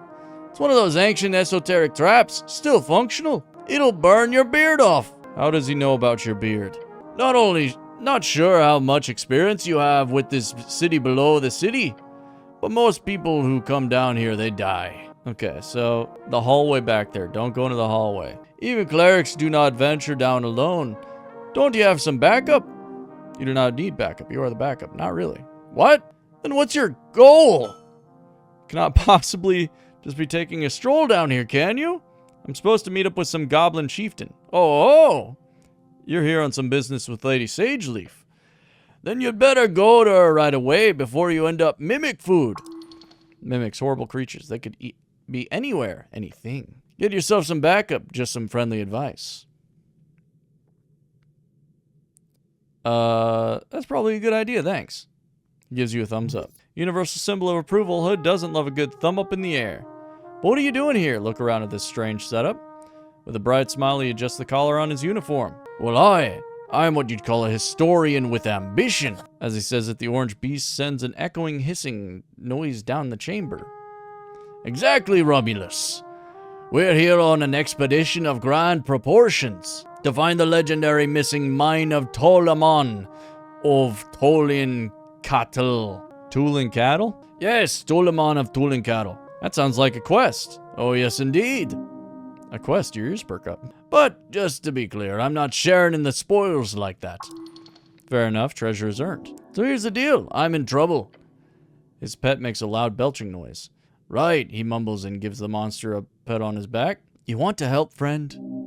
Help a stranger, that's how heroes are made. Help a stranger, that's how fools are robbed. I might help if I have time. Fair. See, there are two strange ruins in this section of the city below the city. He points at the statue, White Mane ruins before the dwarves. White Mane ruins before the dwarves and humans and even trolls. This place was ruled by cats. The theory goes the snails of Tulin had an esoteric mine not far from the Pillar of Jor. The mines of Tulin, a place of thick veins with endlessly growing amber and platinum. Endless treasure. But the walking god of the White Mane, for whatever reason, sealed it shut for some point, according to the legends. Alright. Sealed esoterically, probably, since we can't seem to locate it. So you're looking for it? Yes. I'm not alone in this, of course, but my research has shown me clear indications that these two ruins below Tolstad are more or less unexamined, at least by skilled hands. Your hands are skilled, very skilled. How can you hide an entire mine? You'd be surprised the city below the city is. What is it? 4 or 5 levels of sprawling tunnels and caverns? Here under Tolstad, it's only this here top level that's any accessible. There could easily be some crevice far down there that no one, not even the city's greatest paladins, have gotten to discovering. So there's ancient snail folk and then slightly less ancient cat folk who built cat stuff on top of the snail stuff. Exactly. All right. So what's the problem? There's no problem with this site. But I'm almost finished here, and I'm unable to gain access to the second White Mane ruins because it's inside the territory, and they're very unwilling to allow a dwarf like me past. Those goblins have hired a brutish bugbear as a guard. He shivers, horrid creature. But you're a cleric! If you can get access into the territory, then please head south. Through the damp high caverns, there should be a White Mane ruin at the end. A shrine! Probably marked by a bunch of feline symbols. He gestures toward the giant statue. Just look for big cats, essentially. What do you want me to do there? He leans over the edge. All I need you to do is tell me if you find a symbol of the sun or 2 blades. Either of those, then report back to me. So a sun or 2 blades. If you're able, if you have time. He sighs, a deep, frustrated sigh. God, wish I could do it myself. Darn those goblins. Sun or 2 blades, got it. If I find the shrine, I'll investigate. Great, and good luck. Gives you a thumbs up. What do you know about the tea shop? Crosses his arms, gives you a long nod. It's a type of cafe, you know, they serve tea and other drinkables. Sometimes they even have pastries. I love cardamom treats. How long have you been down here? About a week by now. Takes time to set up a secure perimeter. A week alone in the city below. He really is an expert at this. So you don't know about the tea shop that exploded. Exploded? I thought the election was bad enough as it is. Now we've got exploding tea shops? Norvik is in trouble indeed. Oh well, he mutters with a shrug. Can't help you there, friend. I've got a bunch of personal questions for you. You do? Or maybe later. I've got a bunch of work to finish up here. But I'll be at the Drunk Sphinx once I'm finished. Ask me there, and I'll gladly indulge you. A tavern, a good place to extract information. Why are your eyes glowing? Haven't met too many underdwarves, have you? Look, I don't have much time, but really, once I'm done here, I'll talk to you all I want.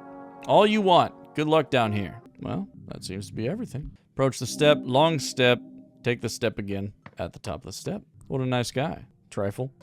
Ooh, more goodies. Well, this was a nice little adventure. I feel like I probably should get to that goblin lady. Maybe I should. Yeah, I should just, you know, if I'm gonna come back anywhere, it should be down here. I should go do the main quest a little bit, I guess. I met a dwarf. I found a pet rat. That's a dub. You know what? Frick this wisdom tooth. The pet rat. That's my boy. That's my Remy. It's a long way down. All right, let's head back upstairs. I feel like I've done so much, but I'm still like just scratching the surface of the game. Voices upstairs and the smell of salt. Hey, something's inside this old vase. More incense. I have so much incense, man. Are they setting up for the election? Alphonse B.E. Not a lot.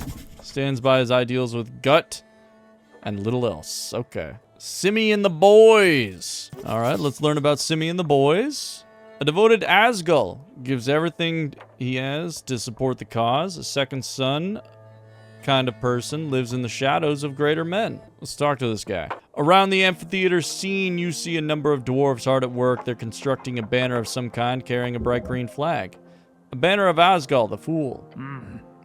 One of the dwarves stands to face you with a furrowed brow. He appears to be in a staring contest with the orc on the other side of the theater. Orcs are big brutes. Yeah, I know what an orc is. Oi, Mr. City Man, he calls out to you as you approach. We've made it clear already we're not moving, not one bit. That's no way to greet the cleric of Norvik. Oh, is that so? Guessing I'm supposed to grovel? I feel like you're not going to. No need, you see. Instead, you are now a cleric. No, I want to be a rogue. You hear him and the other dwarves behind him. Nothing illegal going on here, nothing at all. Great, I was worried there for a second. He looks you up and down. Yeah, okay, great. Very great. Now, who are you? Name's Alphaz of Bon Emvers, foreman of the Asgalist movement of Norvik. Damn, that's a lot of good. Simi exaggerates. He gives the older dwarf the stink eye. I'm also not in any way proud of my heritage. Nobility is just a poisonous hierarchy. He grins. Just wanted to make that clear. Don't mention the whole noble thing. It'll just piss him off. Unless you want that? About this Asgal. What about him? Everyone knows Asgal is some dwarven demigod and or controversial leader. Who is he? Who is... He's taken aback by her question. He's Asgal. Asgal the Great, the Kind, our liberator. His legacy is a bit flawed and complicated as his message. Ah, so he's a big deal. Big deal? Shakes his head. He was a man, a dwarf with conviction. To break the tyranny of kings, we are here as keepers of his legacy. I never got to ask, though, is this a religion? Most certainly not, he scoffs in your general direction. Never mind. I'm not gonna ask if it's a cult. Alphaz nods at you. A nobleman, huh? In the old country, yeah. That doesn't matter here. I'm just a foreman in the Tolstad district. Doesn't matter. He must be rich. I'm not gonna... Okay. How much money do you have on you? Ever treat you it's rude to ask about someone's mint? I'm sure you worked very hard for your position. 17 years, human. It's called dedication. Alright, have fun. I'm gonna engage Simi and the boys. The older dwarf puffs out his chest at you as you approach. Fancy helmet, cityman. He speaks in a short and quiet manner as if he's scared of his words actually being heard. The dwarf behind him laughs. Stand up for yourself. Oh, thanks. My mom got it for me. Oh, it's a lovely helm. She has good taste. Stare at the dwarf. He looks around. Stare at the dwarf harder. Dwarf glances at his boss. You here for talking then? Stare at him while slowly leaning your head to the side. You should, he stutters and points towards the stout dwarf on the stage. Talk to him. Then leave. Alright. It was a pleasure. Former ale barrel. Level advancement. Ooh. Level 2 reached. Let's put more points. Yeah, dexterity. Is that an apple? Sneaky apple. Okay, I'm taking it. What a journey to get to this guy. Alright. Well, let's speak with this orc. Agent Vera. A traveler. She's not settled here. Alright, well, let's chat. On the edge of the ruinous amphitheater, you see an orc sitting on one of the many loosened stone blocks. It looks like she's waiting for something or someone. Exuding an air of authority around her, the large woman gives you a wry smile. Her tusks are gleaming. Not just physically imposing, this orc knows how to exert her power in other ways as well. What's this? Not often we get Earthguard around here. You sure walk around like a damn advertisement with this drab uniform. As you should. She presents her palm to you. Vera is my name. I am second in command, guild agent of Tolstad. Nice to meet you. Yes, the handsome orc lady wants you to say your name. Be nice to her. She's a free strider. Make sure she knows you are a cleric. I'm Ron. I'm Helm. I'm the cleric, actually. I'm gonna grab her hand. You reach forward to take her hand in yours. She's clearly a bit confused. It becomes some sort of awkward handshake. Let go of her hand. She gives you a polite smile. I'm Ron. Hello, Ron. Shoots you another smile, waiting patiently for you to say something. I'm here on important business. Business, you say? She leans in and squints at you. Fascinating. Perhaps I could be of service, Earthguard. For your business? Where's the Goblin Chieftain? Lady Sageleaf? Just head down these stairs. Good luck getting an audience, though. By moving your head to the side and using your eyes to look south, you see that the garden of some sort. You can see a goblin or two on the ramparts. Is she busy? I sure hope so. Took us months to get in the room with her to discuss some renovations in the holes. A common slang for central spire of apartments in Tolstad. The lower ones are less fancy. If she's not busy, she's a bitch. Dragging a Tolstad my ass. Tell me what you know about the tea shop. The tea shop that blew up, she says, dramatically. Sounds like a magazine tale. I heard it was an accident. The Post mentioned it in passing. Minor mishap, I believe, was the official quote. Although, from what people tell me, it was quite the explosion. Quite. So you weren't in the area? No, I was on the North Wall. Company business. Sign of an outsider. She calls it the North Wall instead of just North Wall. The North Wall. Okay, relax. She'll learn in time. You sure like her, don't you? What's not to like? She looks inland. I did see the smoke. It was a clear day. What do you think was the cause, Earthguard? If the city says it was an incident, then it is. Maybe it was the tea leaves. The leaves? Maybe they caught on fire since they're so dry, and also leaves. Interesting theory. I've yet to hear of a tea leaf able to cause such a blast. If you find one, let me know. Will do. Hold on. Are you here to investigate the tea shop? She might be a free strider, but your business is your own. Get away from the conversation. Stand against her. She has no right. I'm gonna say yes. Yes? Really now? No, say no. Maybe. Is that a maybe yes? Nice weather we're having. Are you here for the tea shop? You look lovely today. Thanks. Are you here to investigate the tea shop? I'm here to do business with the tea shop. The one that blew up? Let's see. Can I pull it off? Sneak away. Failure. Quick, sneak away before she can do anything about it. You glance at your back, carefully preparing to take the first step away from this conversation. No, don't stop.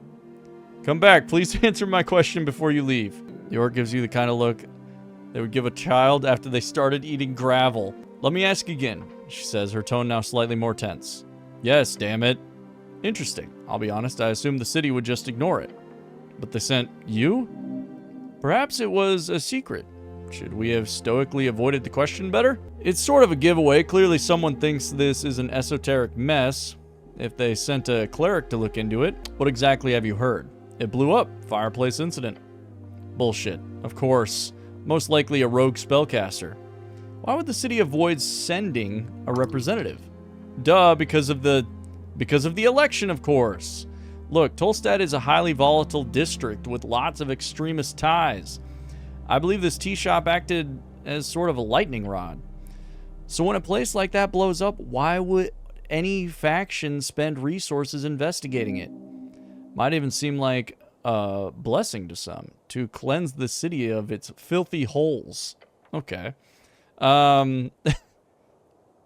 Especially when those resources could be spent on trying to win the terribly important election. Sound reasoning. Esoteric. I keep hearing that word. What does it mean exactly? It means, her eyes wander for a lot. Her brow furrows. It's a term to describe whenever anything queer happens, whether the cause would be regular spell casting or something more esoteric. So it's just weird, I would assume. I'm sure you've noticed something you couldn't explain rationally, and that would be esoteric. I assume you of all people would know that what it is, considering she mimics casting a spell with her hands and then points to you. Well, I'm here now. You sure are, and good luck, cleric.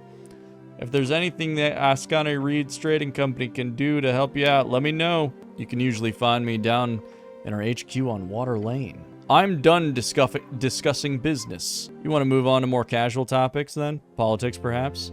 What's the deal with the dwarves? Oh, them? Complicated, as anything. I wouldn't be sitting here wasting my precious day if it wasn't for them. But in short, they're holding an unlawful assembly, and they won't let me take a look at the document proving it. Not frustrating at all, she says, and then winks at you. She telegrams her sarcasm heavily. This is useful when communicating with slower individuals. Okay. I will speak with these dwarves. Oh, well, good luck. You know what they say about dwarves. They're so reasonable and pliable. Catch her smirking at her own joke. About the dwarves. Explain in detail from the top. Oh, it's all just an inconvenience. These lovely Asgalists have decided by themselves to hold a rally on this lovely little circle square. Unfortunately, they need the permission of public gathering, or they do not have a proper PPG. You pick up on her use of the word proper. What does that entail? Proper. She scoffs. It's marked for last week. It is expired. Can you believe her? But can you believe her? And you're just sitting here because... Simple, really. These dwarves are ignoring my call to disperse, so I'm here as a witness if they do not leave by sundown, or they will be fined or arrested. Why don't you just come back at sundown? I would if it wasn't for the fact that I need to witness the entirety of the trespassing. Since they were served during the morning, if they do not disperse by sundown, they will be inflicted with an entire day's worth of fines. I'd have an assistant do it, or a secretary, but we're stretched thin as it is with the election coming up. No, I'll just sit here and smile politely. Catch a tired frown slip past her facade. Arrested by whom? She gives you a smug grin. You, perhaps. The monopoly on violence here on Tolstad is more of an oligopoly? It'll be a roll of the die to see who gets employed to handle these rude dwarves. Maybe some goblins. The city of Norvik also allows us to employ mercenaries for extra legal enforcement. But the company likes to avoid that in most cases. As you can imagine, mercs tend to lack that finer touch. Nod and look away. I'm not getting involved. She laughs. Now you're acting like a true city official. Okay. She's mocking the great city of Norvik and its clerks. Dishonorable. Sounds like trouble. Move on. Trouble would be the least... Trouble would at least be exciting. This is just dull. If only I could get my hands on those PPG documents. Then I could simply hand them over to the city and go home early, or rather head back to the office and complete the draft for the marketing meetup. Sorry, I've got a lot on my plate. If you get her this PPG thing, then that'd be a pretty easy way to clean up this mess. She'd totally be in your debt. I'll solve this. Wouldn't that be something that you could just swoop in and save the day? That's what I'll do. I'm a hero, you see. She laughs. You are indeed. She keeps laughing. You certainly entertain her. I'd like to know more about you. Little old me, I'm like an open book. Where are you from? Doesn't answer you at first, and she looks away for a moment and smirks. You mean because I'm an orc, I can't be Norvikian? She says, looking at you with a stern expression. I didn't mean it like that. You know what I mean. I do, she says, giving you a warm smile. I'm from Blood City Bay. I ran with the war bands when I was a girl. A powerful warrior here. She could crush your skull with ease. And that's a bad thing. Okay. Took me all around the coast, she explains, far from the cursed plains of Feltyre. We were hired during the Third Revolutionary War in Reeds. When it was over, I stayed behind. As she speaks, you see her eyes glimmer. Those were the days. What's it like being an orc in Norvik? My kind is quite rare, so, she mumbles, her gaze trailing off towards the horizon. The occasional comment does sting a bit, but I've gotten used to it. How nice of you to ask. Yes, I'm a wonderful person. Yes, I'm a wonderful person. Your comment elicits a spontaneous laugh. Oh, gods be damned, you are a special little man. That's the first genuine laugh from her. She carries a thoroughly constructed mask. Oh, I'm rizzing her up, man. You are a strong and physically imposing woman. Attempt to flirt. She covers her mouth and tusks with her hand. Phylogynistic agenda added. Phylogynistic. That's a word. You got one shot. She's bedazzled by your confidence. Don't fuck this up. Do it. Climb that mountain. Tell her she has nice tusks. You got real nice tusks. Thank you. How nice of you to notice. She's desperately trying not to laugh. Sweat tremors. Be wary. This could end very badly. Try to save it. I'll try to save it. Please.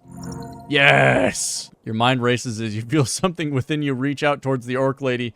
For a moment, you see yourself through her eyes. Suddenly, you realize how awkward you've been being, but also how you can save the situation entirely. Is this it? The forbidden art? Too powerful for any one man to wield. Is this the power of empathy? Really? It's not that difficult. Oh, use empathy. Ah, right. This orc, she likes a straightforward attitude. So just ask her in a confident tone. Something like, when this all blows over, how about you and me have a nice dinner someplace fancy? I know this great place down by the river. When I'm done saving the world, let's go eat there. You, me, dinner? She likes a straightforward attitude. This is tough, man. This is the hardest decision I've ever had to make. How do I rizz up this beautiful orc woman? When I'm done saving the world, let's go eat dinner somewhere. The orc chuckles. I am curious to see what's underneath that helmet of yours. Fine, human, but after the election. I'm quite busy until then. Philogynistic agenda completed. Score! Anything else you wanted? So you're working for the Free Striders? I don't work for the revolution, it's just a revolution. You fool, you knew that, maybe. I work for the Ascani Reeds Trading Company. We promote the Free Strider ideals in Ascan. Currently, we focus on making sure this election process goes smoothly, along with the other economic concerns. Sorry, I don't really know about any of this. You see, I am apolitical. Thank you for bringing Free Striderism to Norvik. I don't really view it as an ism, but you're welcome. You gained even more of a Free Strider. To be honest, this is one of the reasons I took this job, speaking with individuals such as yourself, hearing what they have to say. So thank you for that. She is being genuine. I'm done asking questions about you. Oh, silly me, talking about myself all the time. What about you? I'm not important. Stare off into the distance. Saying it like that makes you sound anything but. Nod your head and leave. I'm so mysterious and cool. We're setting up a play. A play spits on the ground. We're holding a rally for the cause this evening. Workers crowd. Tolstad will gather to hear the word of Osgul. And no one's going to stop it. You hear laughing coming from across the theater. Papers, Alphaz! He grumbles and turns back to you. So what do you want? What's the problem here? Shakes his head. Where to even begin? So it is forenoon, and the lads, I get the lads together, and when we arrive, that accursed woman is standing there. The dwarf shudders. She starts complaining. He reaches for something in his pocket and takes out the documents. We show her the papers, and the papers are no good, she says. Bah! Real convenient, I say. There's nothing wrong with these papers. We are in our rights to speak out against the tyrants and the burgers. And the burgers. Yeah, they are. So she's wrong about the documents? Of course she is. She's a liar, that one. A filthy liar. Alphaz nods and grunts. A terrible liar. Can't even get the words out. I spoke with Agent Vera. Really now, what did that brute say? Dwarf is pulsating with a surge of masculinity. This might be the start of a fight, if you're lucky. A pretty nobleman like you wouldn't want to get arrested now, would you? If you don't leave before sundown, you'll get fined and arrested. Oh yeah? Will you do the honors then, Mr. Cleric City Man? Your chuckles among the dwarves. Find you ridiculous in your old school armor. It's going to end poorly. Abort. No, but she'll get someone to do the job. Someone, huh? I bet. Some grunt with a paycheck, I bet. And you'll probably get a massive fine or jail. The other dwarves start grumbling among themselves. Look, I'm just telling them like it is. Hey, he says, leaning in. What do you expect me to do, huh? These boys are counting on me. I'm exhausted, so I get -1. I gotta go for it. Please. No! Please leave. The dwarf is a complete asshole. You should treat him as such. No kitty gloves. It's time for the big words. Please leave. The dwarves laugh. I said big words. Said it once and I'll say it again. Can I use one of my shards? Yeah, try it again. Let's try it. Let's see what happens. Son of a bitch. Alright, well. Alright, staying is useless. Is everything but your words? To us, it means everything. Well, Asgul would be proud. Let them deal with it themselves. I guess the dwarf smirks. He knows you have his back. About the rally. Isn't it a bit macabre to hold it on top of a morgue? Morgue? The dwarf grumbles to himself and glances over the Lich House stairs. I thought this was a dentist. Fair assessment. No matter, the Asgul movement is not afraid of death. You hear laughter from the orc behind you. Big words, Alphaz. The dwarf grits his teeth. Damn orc. So what's this rally about exactly? He grunts. Guilds. For decades, there has been collective bargaining between Norvikian workers and the city guilds. Say what you want about Earth, but he kept a tight leash on the upper class of the city. Damn right he did. Yeah, but look, it ain't the same since his death. The Free Striders have burrowed into every darn power structure, from paper boys to bookbinders. In less than a dozen years, salaries have stagnated and prices have gone up. Dude, tell me about it. They said Free Striderism would make the city rich, but I say it makes the people poor. We need change. So you're here to convince a bunch of Tolstad workers to vote for the Ausgulist party? More or less, yeah. But it's also about the spirit of community. Together we can fight against the purchasers of our labor. Alone we are as brittle as a twig in the older dwarf pipes up. A twig in the wind? No, that's not good enough. As brittle as a boar with rabies. Twig in the wind is pretty catchy, actually. Thanks. He gives you a thumbs up. Anyway, the rally will be a success. We need to get rid of that orc so we can call all workers of this magnificent city, he exclaims as there's a crowd around him. Vote with your guts. Vote with your manhood at stake. You too, Mr. City Man. Can I see the papers? He gives his companions a glance. Why? All right, surely I can get this. Please, God, no! This idiot won't listen to reason. He's beneath you. Just say anything. I want to help so bad. You think I trust the city? Bah, go away. I want to see who's in the right. Besides, that'd be us, Mr. Cityman. Come on, I want to screw you guys over. I want to so much. Excuse me, you what? So much. Dwarf looks at you with a disturbed expression. Come on. I want to screw you guys over. Oh. Well, then of course you can't see the papers. Should have seen that one coming. Well, never mind. Alright. Well. Okay, good luck fighting tyrants. Alright, have fun. Well, I did everything that I could. This is now out of my hands. I'm not gonna steal eggs. Wait, you spot something shiny below as well. Scary beast, those goals. Nah, I'm not gonna bother with the shiny thing. Nature seeps through the cracks. The goblin garden is ahead, you feel it. Who's this guy? Braxo, pencil wing. Not a bad roll. Surprisingly content hard worker. He has a nested interest in the current regime. Devils used to be allowed in the city only on work visas, so he could have served for several decades. Okay. You raise your head towards the sky. Above you sits a tiny red creature. His wings flutter faintly in the wind. He's just a little guy with wings, reading his little newspaper. Friend throws a quick glance your way. This fiend throws a quick glance your way. He's annoyed. Staring at a piece of paper, he does not acknowledge your presence. What you reading? A sigh escapes from the fiend's maw. He slowly puts down the paper. I like the funny pictures. I believe the fiend is being sarcastic. I like the articles more. You can read, congratulations. Horrifically snide remark. I like this devil already. Wait, he says, leaning in to get a good look at you. Earthguard? A cleric? What hells are you doing here? Divine mission, the usual. Very well, I won't get in your way. I, for one, am very happy for your presence. This place has gone downhill since the city let the goblins and freestriders run amok. We need some damn order in this place. Wise words. So if you need any legal advice, just let me know. He gives you a tiny, sharp smirk. Should be aware of the fact that this is literally a devil. A good little devil. Oh my god, all the questions. Be careful, devilish advice can bite you real quick. Oh my goodness. Are you a barrister? A tiny barrister? No, I have no legal position within the city. I'm just fairly knowledgeable in the magistrate's code. So he works within city law. Ask him for details. So what type of work do you do? If you love what you do, you never work a day in your life, he says and smirks. So what do you do? Me, I do scribing most days. Got some connections within the palace, and believe me, phew, that's gotten me through some tough times. See, whenever some rich asshole needs a legal draft in a hurry, who do they send for? The guy with the wings, that's who. Honorable. Work is work, although you'd prefer something more exciting. Like what? Filthy thievery? That does sound very exciting. Good suggestion. That sounds profitable. Sure is, although there's a lot of time spent waiting around, too. I picked up some hobbies. What do you do in your spare time? Calligraphy. True man knows the value of lettering.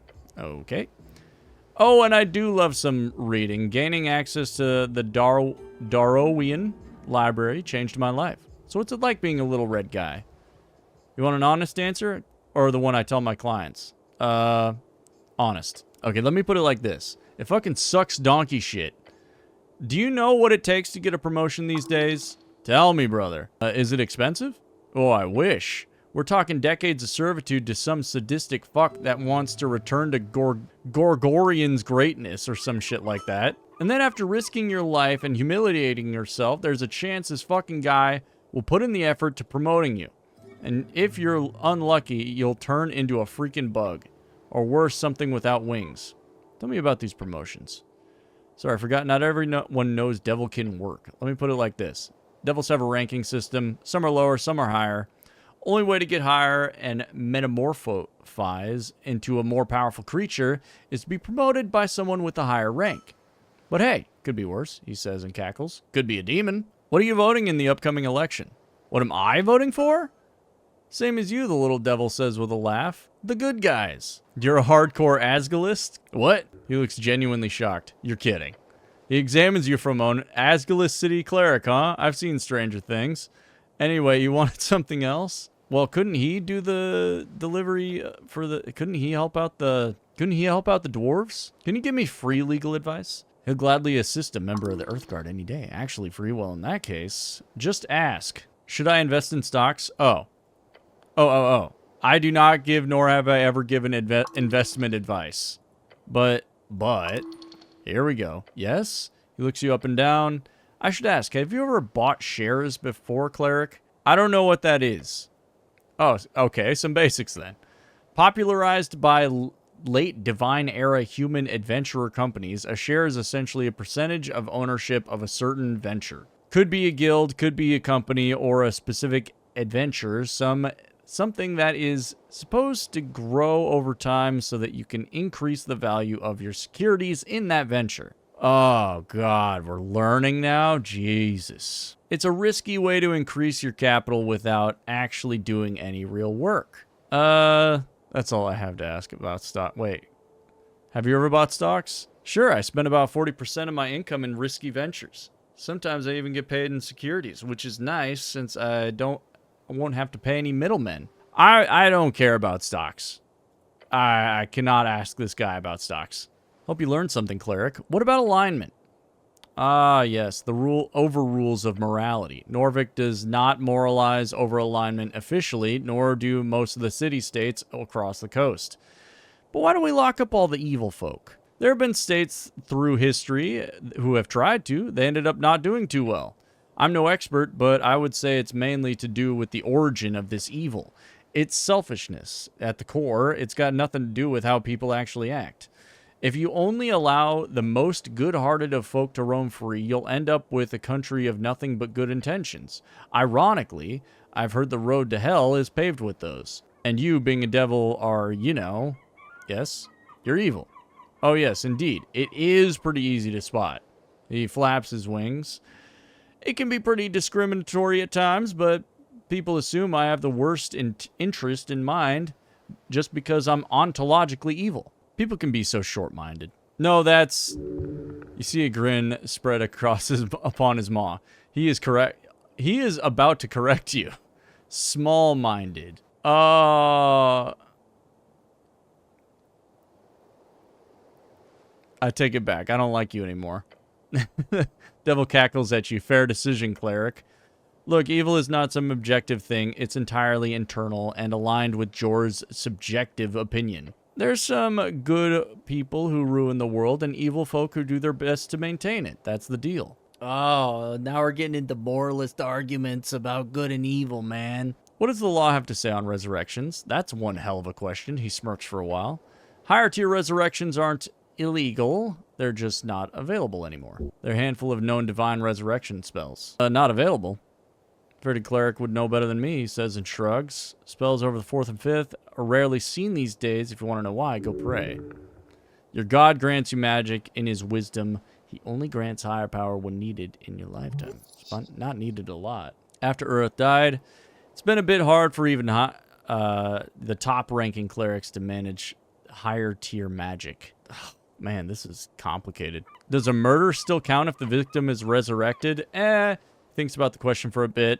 There's been cases. Heard of a man stabbed in a bar fight, bled out just in time for a drunk cleric to arrive, cast Revivify, and the bloke lived. Stabber ended up being charged with a major transgression of personal well-being. And that's not murder per se, but I'd argue it had more to do with the fellow's barrister making it clear that to the judiciaries, there was no killing intent. So not an accident, but not a murder, just a brawl gone too far. But that'd be a hard sell if the victim wasn't breathing. A complex scenario, something clerics often have to contend with. But in most cases, I'd say yes. So don't go around murdering folk and revivifying them, cleric. Would be kind of funny, but, you know, don't. Alright. That's all I wanted to ask about resurrections. I've some questions about PPG. Wait, I might be able to help out the dwarves. Permission of public gatherings. Yeah, I know what you're getting at. He throws a look over his shoulder. He's aware of the dwarves' plight. Finds the dwarves as annoying as you do. How long does it take to get a PPG? Yeah, a week, depending on your contacts and your pouch. What's a PPG? Imp takes a long breath. Permission to public gatherings. I don't need to read all that. Can I have a PPG? Not for me. Ask Darrow. It's one of the original Earth folk houses found in Norvik of Earth. Their bloodline can still be found in high positions all around the city. So I gotta find Darrow. Nicholas Darrow, chosen magistrate of Tolstad, known for little else other than being a great-grandson of Borgo Darrow, the legendary right-hand man of Earth. Or maybe don't, unless you've got some really important message to deliver to the people. Darrow who? Magistrate of Tolstad. He's in charge here, basically, arguably. Says the quiet part out loud for comedic effect. It's all about the PPG. So I need to find Darrow if I'm gonna get these dwarves the proper paperwork and assist them. So that way they don't get arrested if I want to be like a good guy. What about Charm Person? Charm Person? Such a fascinating spell. Of course, all spellcasters are required to be registered in Norvik. It's the same in all not completely chaotic city-states. There are certain spells that are just not allowed at all, like Fireball as a popular example, but Charm Person is, despite its devilish mind control, legal if it is cast by a registered cleric or city-hired interrogating mage. Private entities are not allowed to learn or cast it, although I can promise you many still do. People don't tend to like it when I cast Charm Person on them. That's understandable. Folk tend to enjoy agency. Free will, you know, it's pretty popular. But if you ask me, it's overrated. People don't know what's best for them. What a horrid worldview. If you allow the state to rule your world, you'll surely be sent right to hell. You hear about the tea shop? Yeah, of course. Pretty hard to miss when you're flying past Tolstad. What's your take? It blew up. Not sure what else you want to hear. Why do you think it blew up? Honestly, I haven't seen a blast zone like that since the Coast War. And you didn't hear this from me, but the little fellow is helping you out of self-interest, surely. Be careful. The scorch marks look like those from a fireball, but not the kind you'd get from a trigger-happy pit fiend. We're talking high-level wizard stuff. Be careful, cleric. Powerful forces are at work here. Thinking about it for a few more seconds makes it clear to me that it's all a big cover-up. Wouldn't be the first time a city-trained spellcaster goes a little off the hinge. There is corruption in every system, even in the great city of Norvik. Other than that, and not to be self-incriminating or anything, but could be a fiend or an elemental. I mean, Waterlane has shipments from Kargmesh every other month. Maybe a fire elemental slipped through. Who knows? I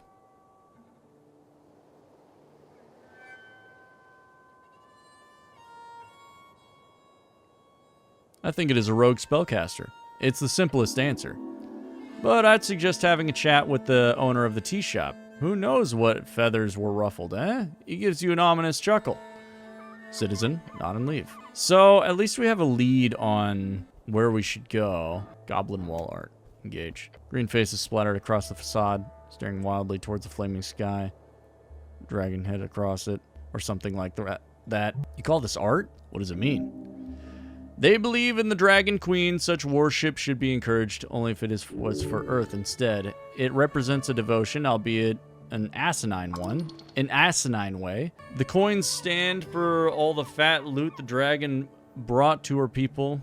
You could get behind that. The fire is the soul, a boundary between the real and the heartful. What does this tell me about the people of the state of Norvik? Nothing, really. That goblins are artists? All folks seek a belief. They have simply made one out of this supposed dragon lady. A coherent thought from the red one. Impressive. They should worship Earth instead. There we go. Back to insanity. Place your hand upon the wall. Take a step forward. The painted stone surface is smooth. Feel an esoteric urge to communicate with this object. Tell me your secrets. Rolling with advantage? Okay. Sense a crack in the wall. It wasn't there before. You hear the voice, a faint voice, a hoarse voice. Secrets end when spoken. Oh, God. Oh, good. You're not crazy. Talking to walls now. Awesome. Okay. I didn't expect to be able to talk to the wall, but what's it like being a wall? Nothing. Nothing good or bad? Nothing. In isolation. What do you know about Norvik? Nothing. Do you know what Norvik is? No. Who built you, wall? A god. Which god? Iomestra. Yomestra. Never heard of that god. Sounds like a weak god to have been forgotten like that. How old are you? 15 times time Elines. How many years is that? 2,000. What is your name? Chansey. That's a pretty name. Okay. What is your political affiliation? Fear. Are you sure you understand the question? Yes. All right, then. Those are all the questions I have, Wall. Give it a pat. Okay. Crack disappears quickly and silently as it came to. And silence. That was surely an esoteric event, or else you're turning mad. Bow to the wall. Thank you for your time. Well, that was fascinating. All right. This demo is incredibly long. I'm creating a new save file. I'm saving it there. And I'm going to go ahead and end it there. And I tell you what, we'll come back to this, because I got to finish this demo. This is just the demo. This game is crazy. Now, is my throat hurting, and do I wish that there were voice actors? Yes, but I have to finish the demo. But that's going to be it for this one. Like, comment, subscribe, all those beautiful, wonderful things, as you do, as I always say. I appreciate you, and I will see you in the next one. So long, farewell, goodbye.